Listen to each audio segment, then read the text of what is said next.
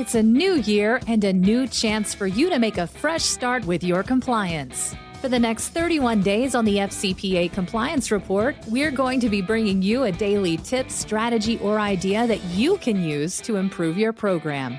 Here's your host, Tom Fox, the Compliance Evangelist. Today, the Board of Directors Compliance Committee. Under the U.S. Sentencing Guidelines, a Board of Directors must exercise reasonable oversight on the effectiveness of a company's compliance program. The Department of Justice prosecution standards pose the following questions. Do the Board of Directors exercise independent review of a company's compliance program? And are the directors provided sufficient information to enable the exercise of that independent judgment? Moreover, the FCPA guidance requires a CO, that's Chief Compliance Officer, to have direct access to the board or an appropriate subcommittee of the board. The guidance also requires a tangible commitment from top levels of an organization, including a board of directors, that the company will create an ethical culture. At the board of directors level, a board compliance committee can devote itself exclusively to non-financial compliance, such as anti-corruption compliance as required by the FCPA. While many companies have fulfilled these obligations through an audit committee, I believe the better approach is to have a separate compliance committee. The reason is clear, that a compliance committee has become not only central to any well-run business, but it's critical to overseeing a wider variety of risks than the typical audit committee has experience with, which usually is only aimed towards financial risks. A compliance committee on the board should be the primary means by which the board of directors monitors and oversees the company's compliance program, compliance reporting, and disclosure as appropriate, and also oversee a company's relationship with its outside auditors who may be looking at a compliance program, or indeed outside counsel who may be brought in for assistance. Audit committee members need to have certain compliance literacy and compliance expertise. They should be comprised of persons with sufficient understanding of compliance to enable them to act effectively to oversee the integrity of the company's compliance reporting process and any statements that the compliance function may be required to make. They should be able to read and understand a compliance program. They should be able to read and understand the reporting that a compliance program engages in or develops. I would suggest that one member should qualify as a compliance expert that I'll talk about in a subsequent podcast. The compliance expertise requirement is generally fulfilled by a committee member with a background in compliance that permits the board to conclude in good faith that the director is capable of understanding the most complex issues around compliance that are likely to be encountered in the course of the company's business. A board compliance committee should provide regular reports to the board of directors as a whole, and the directors should satisfy themselves that the compliance committee, management, and all outside professionals are satisfied with the compliance condition of the company as they are presented. The compliance committee should get regular reports from management, the chief compliance officer, and probably even the internal auditor to provide a reasonable assurance that the internal compliance controls of the company are adequately structured to allow the company to fulfill its obligations under the FCPA for having an effective set of internal controls. In addition, the Board Compliance Committee should oversee management's design and implementation of policies and procedures to control compliance risks. Audit committees should discuss guidelines and policies to govern the process by which risk is assessed and managed at a corporation.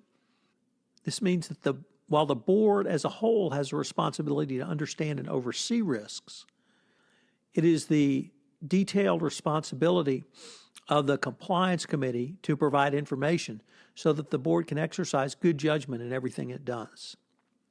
While there are some risks, such as compensation risks, which may be the responsibility of the full board, there are certainly some that would be appropriate for the compliance committee. While risk management is a particularly complex and indeed new area that many boards may have to consider. If the company puts this in the compliance function, I think it has a much better chance to manage it adequately. So what should the board compliance committee begin its inquiry with? I would suggest the following question. How do we know it's working? In other words, is the company's compliance program living up to the hallmarks of an effective compliance program in the eyes of the government? At this point, I would lay out 4 specific areas of inquiry, and we're going to go into these in much more detail in subsequent podcasts. The Board Compliance Committee should obtain information to process on the compliance process to carry out the compliance function rather than on the details of the specific compliance issues. They need to understand that there is a single individual or internal corporate discipline keeping track of the compliance function and making sure that it is properly handled.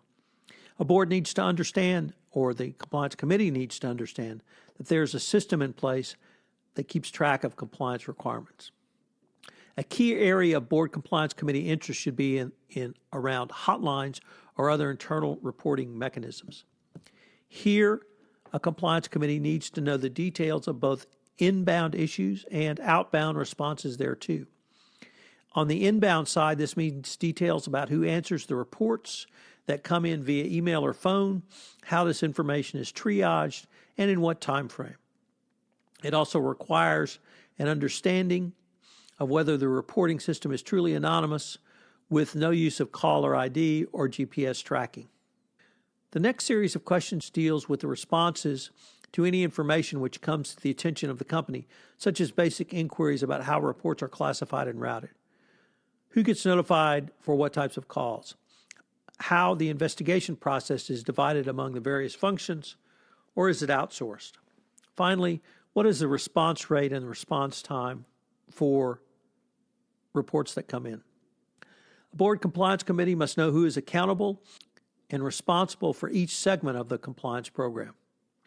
They should obtain assurance that the compliance function has developed a charter that makes it clear to them where the obligations fall across management so it can assess accountability. While it is true an effective board compliance committee will allow management and the compliance officer to do his or her job running the business, they understand that it is their job to set long-term strategy. Strategic planning is another area that is well suited for oversight by a board compliance committee. For such a committee to be both effective and informed, it must have an appreciation of where the corporate compliance function stands, not only at the present moment, but also has a strategic plan for how compliance and ethics can continue to grow. My colleague Stephen Martin has long advocated a 1-, 3-, and 5-year compliance plan. However, a board compliance committee should demand that the compliance function be nimble enough to respond to new information or new actions such as mergers or acquisitions, divestitures, or other external events. If a dynamic changes, you want to get your board's attention on the changes which may need to happen in your compliance program. So what are the 3 key takeaways for today? The first is that the board compliance committee exists to provide oversight and assist the chief compliance officer in compliance function, not to substitute its judgment for that of the CCO. Number 2, the committee should work to hold the CCO accountable to hit appropriate metrics.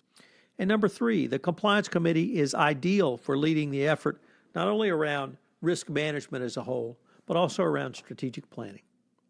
Thank you for listening to this episode of 31 Days to a More Effective Compliance Program, where we're going to take a look at the role of the Board of Directors in a best practices compliance program.